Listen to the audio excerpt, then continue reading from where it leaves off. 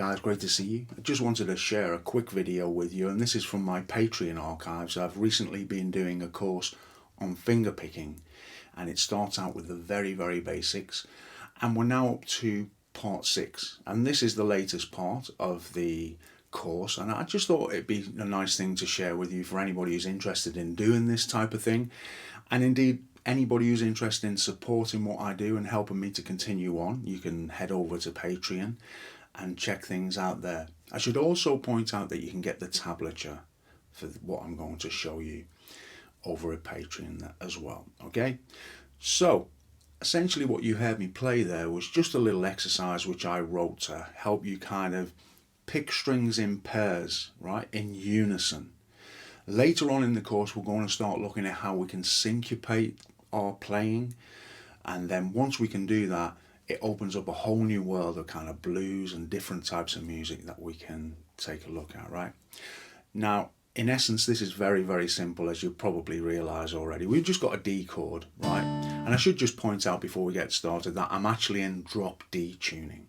So that means you need to take this top string and tune it down a whole tone till it becomes a D, and it sounds like this. So I'll just give you a moment to tune to that D.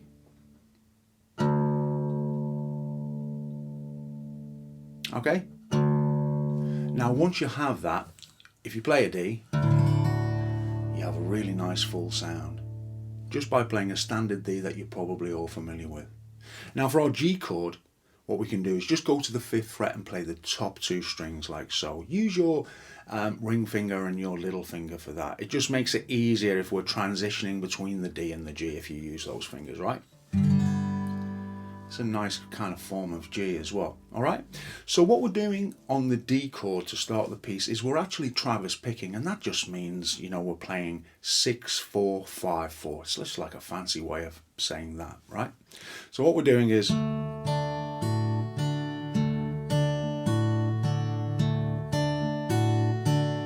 you can hear I'm picking pairs of strings, right?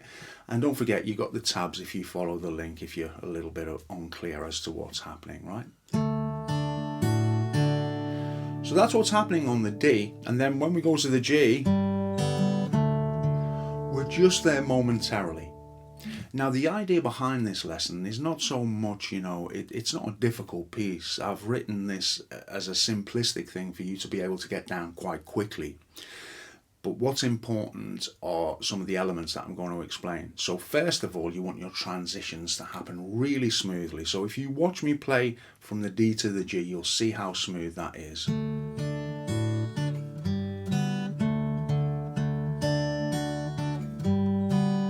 See, it's kind of not sticky, right? So that's the kind of thing you're looking to do, all right, between the D and the G.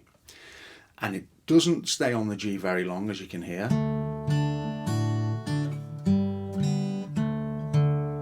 So try and get that transition seamless. Now the next little difficulty that we come up against is when we play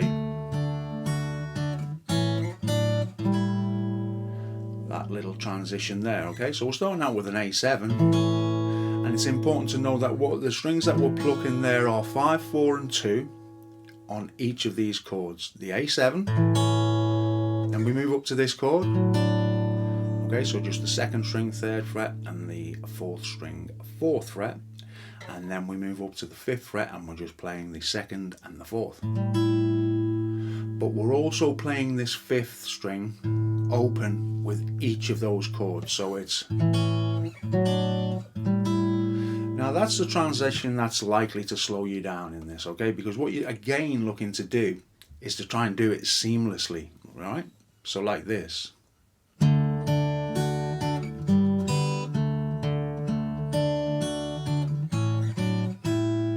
Alright, now there are 2 ways you can play it. You can play it like that, where everything's in unison, or you can stagger it like this. Okay? And you can actually slow the piece down at this point. Let me show you what I mean.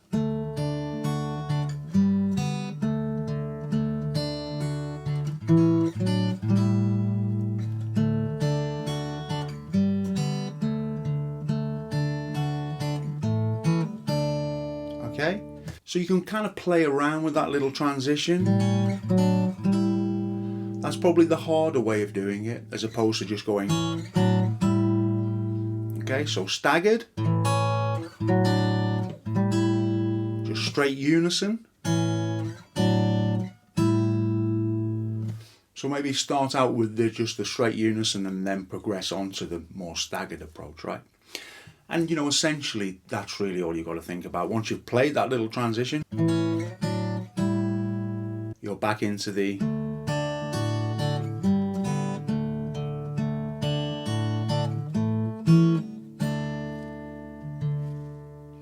that's it essentially, guys. So if you're unclear about anything, just follow the link to the tabs down below or click up here and there's another link there as well.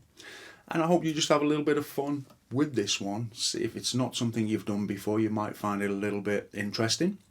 And like I say, this is a whole course of which I've done lots of different courses on blues masterclasses and various other things. And you can check all that kind of stuff out over on my Patreon if you're interested. So thanks for watching, and I'll see you soon with another lesson. Take care.